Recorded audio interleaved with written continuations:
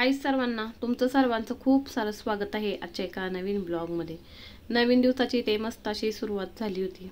कालच्या व्हिडिओमध्ये संपूर्ण लग्नाचा व्हिडिओ पाहिला, लग्न कसं झालं, त्याच्यानंतर आमच्या नवरीबाईचं ड्रेसिंग काय होतं, माझं ड्रेसिंग काय होतं, दुसरं असं की वरातीमध्ये काय धमाल केली आणि लग्नानंतर झालेल्या सर्व गेम। आणि आता इथे दुसरा दिवस उजडला होता आणि ज्या सकाळच्या गेम चालतात तर तेच चालले होते। इथं आता उठल्याबरोबर दोघांना सुद्धा बाहेर घेतलं जातं, फेटा आणि तिने ज्या बांधलेल्या मुंडवळ्या आहेत तर त्या घातल्या जातात आणि अशा प्रकारे एकमेकांना हळद खायला घातली जाते।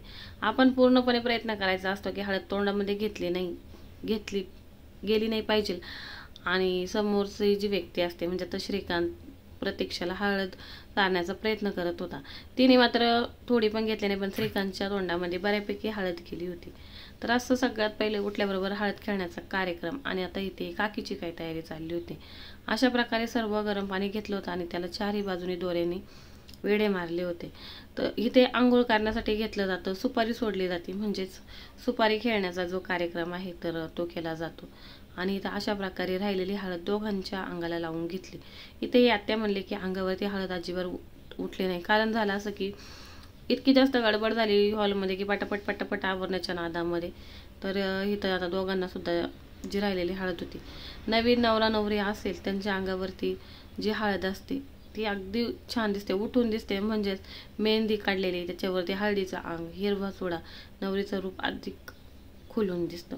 तर आता इथं सर्व झाल्यानंतर आता इथे बसले होते सुपारी खेळण्यासाठी, सर्व उठून असेच बघण्यासाठी आले होते गंमत। आणि रात्री बघण्यासाठी जवळजवळ 2-2:30 वाजले होते, त्यामुळं काही इतकं डोळे वगैरे दुखत होते, माझ्या डोळे काही सोडल्यासारखे झाले होते। तरी पण प्रत्येकजण आपले बघण्याच्या आवडीने येऊनच थांबले दिसत असेल ती तर कंटिन्यू मोबाईल हातामध्ये। अरे आता खूप जास्त नखरे करायला लागले, तिची बोलण्याच्या पद्धतीपासून तर सर्व गोष्टी खूप जास्त हुशार झालेली। व्हिडिओ काढत असताना सुद्धा तिने आता कंटिन्यू कोणी जरी आलं तरी हेच म्हणत असते, आमच्या चॅनलला लाईक करा, शेअर करा आणि सबस्क्राईब करा। तिच्या ज्या बोबड्या बोलानुसार आहे तर ती बोलण्याचा प्रयत्न करत असते। तर आता इथे आत्या सांगत होती की कशा प्रकारे सुपारी जी असते तर ती पकडायची, म्हणून मुलीने अशा प्रकारे दोन्ही हाताच्या मध्ये सुपारी गच्च पकडून ठेवायची असते आणि मुलाने एकाच हाताने सोडायची असते। तर पहिल्या ज्या 5 होत्या त्या घाईने सोडून घेतल्या आणि हिथं मात्र चांगलंच रडवलं। व्हिडिओचा स्पीड वाढवल्यामुळे असं फास्ट होत आहे। तर आता इथे बराच वेळ झाल्यानंतर बळबळ श्रीकांतने सुपारी सोडली आणि आता इथे श्रीकांतची वेळ। तर मुलगी दोन्ही हाताने सुद्धा सुपारी सोडू शकते। हिथं मात्र पुन्हा म्हणतात ना की मुलीला थोडंसं हेच असतं की ती दोन्ही हाताने सुपारी सोडण्यासाठी हाताचा वापर करू शकते आणि मुलगा मात्र एकच। आणि ही गेम झाल्यानंतर 5 जोड्या बसवायच्या होत्या, पण आमच्याकडे काही 5 नव्हत्या, त्यामुळे इथं एक नानी आणि नाना हे दोघांची एक जोडी अवेलेबल झाली, तर त्यांना सुद्धा इथं बसवली सुपारी सोडण्यासाठी। नानांची मात्र दमदाट होती की लवकर सोड म्हणून, आणि त्यांनी मात्र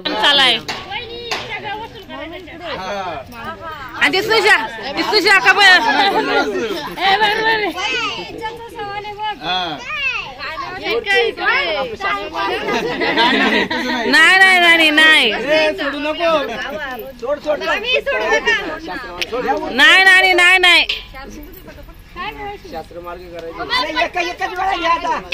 पटापट सोडले।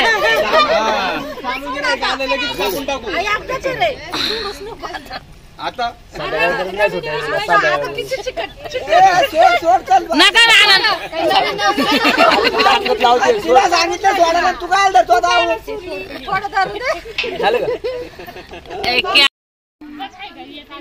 हाय हॅलो करा मुलांना।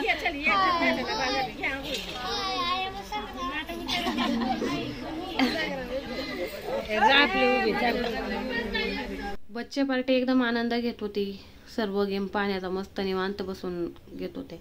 आणि इथं आता एकमेकांचं आंघोळ घालण्याची वेळ, मी मगाशी दाखवलं की कशा प्रकारे असं सर्कल केलं होतं दोऱ्यांपासून, मला दिसत पण नव्हतं, एवढे माझ्या शेवडोळे सुजल्यासारखे झाले होते, कारण झोपच भेटत नव्हती। माणसं असल्या की गप्पा मारणं ह्या सर्व गोष्टी, आणि रात्री तर वरात, त्याच्यानंतर झालेल्या गेम, दुसरं असं नंतर झोपता नाही म्हटलं तरी बराच टाइम होता। आणि काय होतं काय माहित, किती प्रयत्न केला लग्नाच्या टाइमला तरी झोप लागत नाही, असा खूप प्रयत्न असतो की वेळेत झोपलं पाहिजे म्हणजे उद्या वेळेत जागेल, पण असं काहीच होत नव्हतं।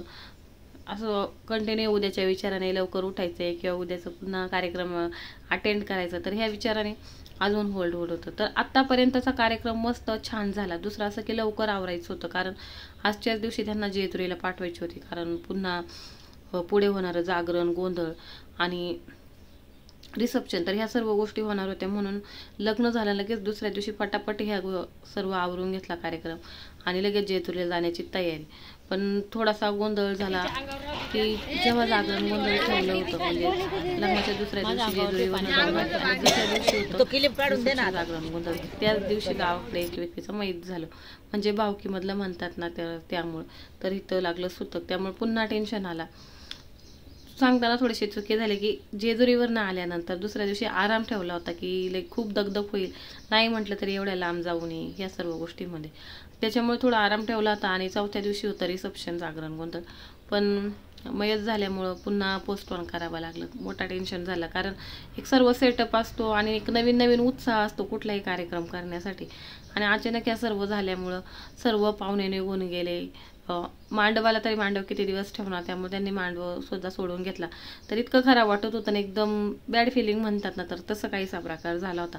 सर्व उत्साह निघून गेला आणि देवकार्य म्हटल्यानंतर ते सुतकामध्ये करायचं कसं, हा सर्वात मोठा प्रश्न होता. जेव्हा पप्पा जागरणासाठी किंवा रिसेप्शनसाठी लागणारं सामान खरेदी करण्यासाठी गेले, तेव्हाच त्यांना तिकडनं फोन आला की गावामध्ये मयत झाली म्हणून, तर तुझं उद्या जागरण आहे असं. तर तिथल्या तिथं सर्व बाजार पण तिथंच कॅन्सल केला आणि सर्व कार्यक्रम पुढे पोस्टपोन झाला.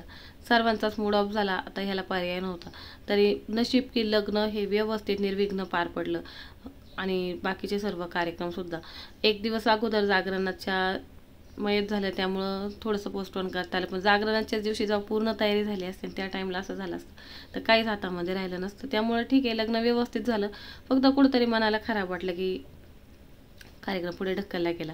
आता इथे दोघांची आंघोळ झाली. तुम्ही बोलत असताना गेमसुद्धा पाहिले असं, एकमेकांच्या अंगावर पिचकाऱ्या मारणं, एकमेकांना आंघोळ घालणं आणि एक मुलगा घेतला जातो. आणि आता इथे आरवीची काही गडबड की मामीने मामाच्या अंगावरती पाणी अशा प्रकारे पिचकारी मारून केलं, तर मला सुद्धा तेच करायचं. तर आरवीने तसं केलं आणि त्या दोघांनी मस्त असा गेमचा आनंद घेतला आणि त्याच्यानंतर दोघांना सुद्धा चेंज करण्यासाठी पाठवून दिलं. आंघोळ्या करून झाल्यात, आता चालली आहे गोप्याची तयारी. इथे चाललाय नाश्ता सर्वांचा आणि इथे गोप्याची तयारी झाली.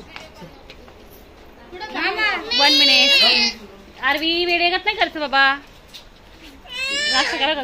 आता इथे दोघं पण आंघोळ करून तयार होऊन आले होते. इथंही हळदीची साडी घातली होती. मग अशी सांगितल्याप्रमाणे जेजुरीला जायचं होतं, तर त्यामुळे. आणि जेव्हा जेजुरीला जायचं असतं तर तेव्हा अशाच प्रकारे हळदीची साडी घातली जाते. तर जे आजोबा वगैरे होते तर ते कंटिन्यू घाई लावत होते चुलते की पटकन आवरून घ्या, जाण्यासाठी उशीर होईल, पुन्हा ऊन होईल आणि यायला लेट होईल असं. तरी पण बऱ्यापैकी लेटच झालं. निघताच 1 वाजले आणि होतं असं की लवकर गेलं की माणूस लवकर घरी येतं. पण तरी हा गेम पण मजा येते आणि बाकीच्यांना बघायला मजा येते. ती घाई लावली की खूप वाईट येतं. आणि आता इथे झाली होती गोप्याची तयारी. इथं अशा प्रकारे जो वरवंटा असतो तर त्याला व्हाईट कपडा गुंडाळला जातो, लाल पाण्याने त्याला लाल केलं जातं आणि गळ्यातलं वगैरे घातलं जातं. आणि ही मयुरी बघा, इथं तिला भूक पण लागली होती, गेम पण पाहिजे होत्या, त्यामुळे डायरेक्ट नाश्त्याचं घेऊन येते खालीच आली होती आणि सर्व पोरं बघत होती. इतकी जास्त भूक लागली होती आता, तरी पण सर्वांना बघायचंच होतं. तर वरती दिसत असेल की अशा प्रकारे पाळणा वगैरे बांधला जातो आणि इथं आम्ही मस्त पाळणा बोलण्याचा आनंद घेतला आणि एकमेकींच्या हातात जसं आपण बाळ देतो तर त्याप्रमाणे दिलं जातं आणि म्हटलं जातं की हा श्रीकृष्ण घ्या, राम घ्या वगैरे असं. जसं की आपण 12वी वगैरे असते तर तेव्हा म्हणतो तर त्याच पद्धतीने. आणि तोच गोपा मग सर्वांकडे नवरा नवरी फिरवतात आणि विचारलं जातं की हा गोपा कोणाचा आहे. तर मग ते सांगतात नवरदेवने दिलं की तो बायकोचं नाव सांगतो, 3 चक्क दिलं का ती त्याचं नाव सांगते. आणि त्या आजोबांना मध्ये बसवलं होतं. आपल्या घरामध्ये जे वरिष्ठ व्यक्ती असतात, आता माझ्या लग्नाच्या टायमाला आमच्या आजीला आमच्या दोघांच्या मध्ये बसवलं होतं आणि असं म्हटलं जातं आता गोपा म्हणायचं कोणाला की येते कोणाला पाळणं. तर घरामध्ये मुलींची संख्या जास्त असेल ना तर हाच फायदा की कुठलेही कार्यक्रम जे असतात ते एकदम एन्जॉयमध्ये पूर्ण होतात. असं मी म्हणत नाही की मुलं असल्यानंतर नाही, पण आमच्या घरामध्ये मुलींची संख्या जास्त आहे, त्यामुळे गाणी म्हणण्यापासून तर सर्व कामं वगैरे करण्यापर्यंत सर्व कामं व्यवस्थित पार पडतात. तर कोणाची गरज लागत नाही. इथं आता आम्ही डायरेक्ट घेतला पाळणा म्हणायला सुरुवात. समोर मोबाईलमध्ये पाळणा लिहून येत होता आणि त्याच्याबरोबर आम्ही पटापट पाळणा म्हणून घेत होता. तर अशा प्रकारे गोप्याचा कार्यक्रम सुद्धा आमचा चालला होता. आनंद झाला बाळ शिवाजी जो बाळ जो रे जो दुसऱ्या दिवशी चला मंदिरी नाना साईडला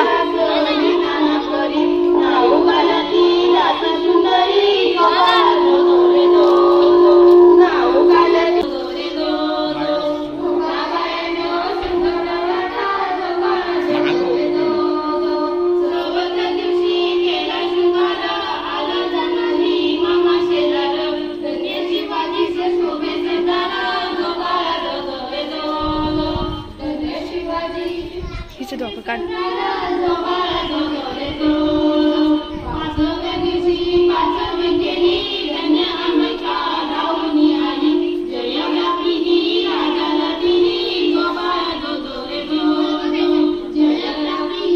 तर अशा प्रकारे मस्त आम्ही असा पाळणा म्हणत होतो. दिसत असेल छोट्या बहिणी आम्ही मस्तपैकी पाळणा बोलत होतो. कोणाची गरज नाही, कोणाला विचारलं सुद्धा नाही येत आहे की नाही. डायरेक्टली माईक घेतला आणि सुरू झालं. तुम्ही पहिलं लग्नापासून तर आतापर्यंत इवन लग्नाची गाणी म्हणण्यापासून सुद्धा सर्व एन्जॉय घेतला होता.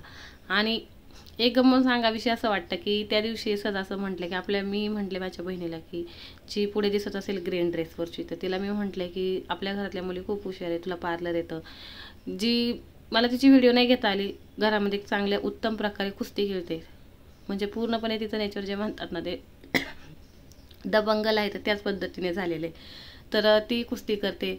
दुसरं असं की मागं जिचा आवाज येतोय तर ती प्रवचन सांगते. म्हणजे सगळ्याच मुली खूप हुशार आहेत. ती पटकन म्हणते दीदी सुरुवात तुझ्यापासून आहे, त्यामुळे आपण सगळ्याच हुशार आहे. कुठंतरी छान वाटलं की छोटंसं थोडं का होईना त्यांनी मान्य केलं की तू बोटी असल्यामुळं आमच्यामध्ये सुद्धा ते गुण उतरलेले आहेत. तर अशा प्रकारे छान असा आम्ही सर्वांनी पाळणा म्हटला. आणि त्याच्यानंतर नाश्त्याची गडबड, सर्वांना खूप जास्त भूक लागली होती. आता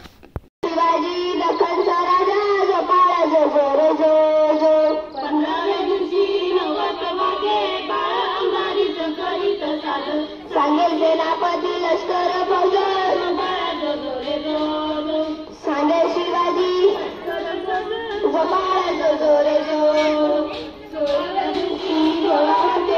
राम कसा बोलला वन्य शिवाजीचा पाळणा गायला वन्य शिवाजीचा पाळणा गायला जो बाळ जो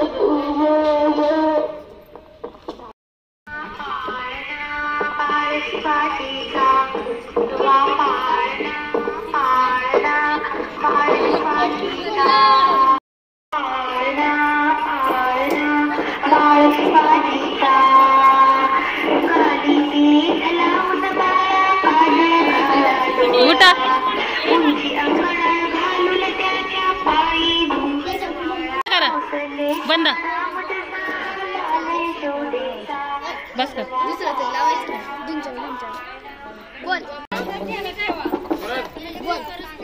कोणती ते नाही माहिती मला. जोडीने उठा आणि काय माहिती नाही.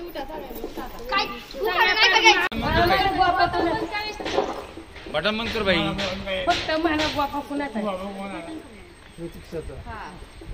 फिरव सगळ्यांना तेच म्हणायचं.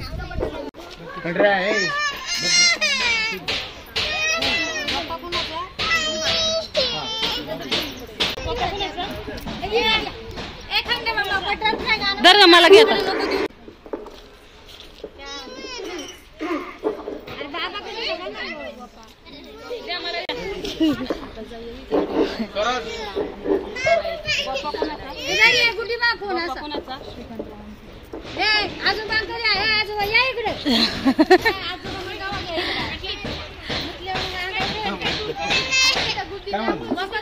बापा कोणाचा बापा कोणाचा. नेहमीप्रमाणे ह्या आरवीची लुडबुड की सर्वांक दिल्यानंतर तिला वाटलं काय देतात ते सर्वांकडं, तर ती म्हणते की मला द्या, माझ्याकडं पण पाहिजे. आणि जेव्हा तिच्याकडे द्यायला घेतलं तर तेव्हा तिला त्याच्या आतमध्ये काहीच दिसलं नाही. तेव्हा तर ती लाजली आणि मागे तोंड केलं. तिला वाटलं वेगळंच काहीतरी त्यामध्ये बांधलेलं आहे. तर अशा प्रकारे गोपा झाल्यानंतर आता इथे दोघांना आवरण्याची तयारी झाली होती आता जाण्यासाठी.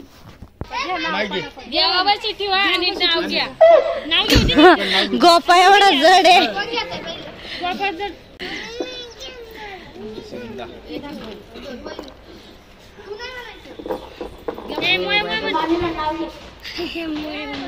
पुरणाच्या अंगठीवर बदामाची खूण श्रीकांतरावांचं नाव घेते दैवात्यांची सून. एक नंबर. मी ती नाही अगं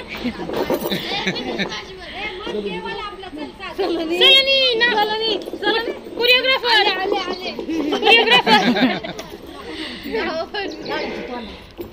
आधी काय चालती काय माहित त्याला बटरफ्लाय म्हण. बटरफ्लाय बटरफ्लाय दिवसाचा पेर लागतो गोड प्रतीक्षेला माझ्या आयुष्याची गोड. बाळा काय म्हणलं